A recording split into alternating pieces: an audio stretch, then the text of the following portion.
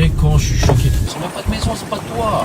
Regardez tous les gens de la frontière de Blainvilliers, ils sont venus ici se réfugier. Des milliers de personnes. Hein. Nous, on nous a dit à peu près 5000 personnes, à peu près 1500 familles. Tu vois là, ils viennent s'enregistrer. Ça me fait de la peine de ouf. C'est dur de voir ça. Ils sont tous partis de chez eux parce qu'ils n'ont pas le choix. Ça bombarde. Là, on est en train de découvrir un peu le village. Ils n'ont plus assez de place dans la pagode. Donc du coup, ils ont fait des cabanes de fortune comme pour voir ici des tentes. Et il manque plein de choses. Hein. Regarde, tu vois les bouts de bois là, c'est parce qu'il n'y a pas de tente pour eux. Et du coup, ils dorment sans tente. Et face au soleil, à la pluie, c'est dur. Donc là, on est dans une salle de la pagode. Vous pouvez voir les gens ici. Il y en a certains qui ont réussi à avoir un abri ici, donc ils se sont posés tout simplement sur un quetel. Ils ont rien de plus, regardez, ils sont là avec leurs enfants. Ils se sont précipités pour partir de leur village. Donc là, ça va, ils sont abrités, mais c'est des dizaines de familles là ici. Mais le pire, c'est dans le camp qu'on va aller voir tout à l'heure. Il est en train de faire sa cabane, mais bon, il y en a plein comme ça dans cette situation. Et en fait, ce qu'il disait, c'est que les bâches blanches, elles servent à rien parce qu'elles sont toutes abîmées déjà. Regarde, une famille qui a pas de tente. Ma mère, elle m'a expliqué en fait là qu'on se retrouve vraiment comme dans les camps de réfugiés à l'époque. C'est ce que m'a raconté ma mère. Elle m'a dit, je lui ai envoyé des photos. Elle m'a dit, bah, c'est bien que t'aides et tout, tu vois. Elle avait les larmes aux yeux parce que ça lui a rappelé son enfance. Elle a vécu ça en fait. Je pensais pas découvrir ça en fait en venant ici, tu vois. Je me suis juste dit, je vais voir comment je peux aider